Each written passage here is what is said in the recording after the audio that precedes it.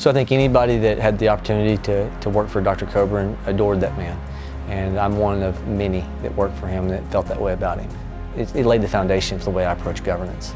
And for all of us that held him in high esteem, I want to make sure that someday when I meet Dr. Coburn in heaven, that he can look at me and say, you didn't put yourself first. You learned the lesson about putting yourself second. I'm convinced now more than ever we must elect true citizen legislators, individuals like your Senator Josh Burkeen.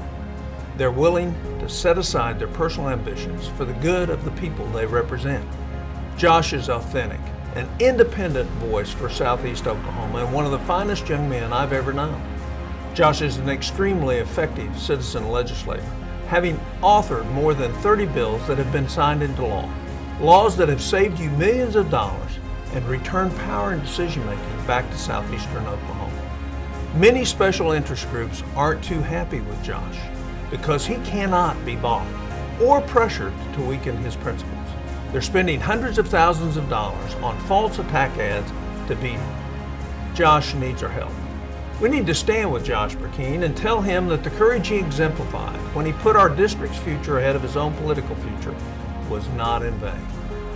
I think all of us knew that Dr. Coburn's citizen legislator approach helped build him who he was. It was my time of walking away from the state level of governance and getting back into the free market. I've reflected on a lot of the lessons that he taught us, and the value of struggling, of not always having a government job, and knowing what the average Oklahoman or the average American feels, how valuable that is in your approach to governing.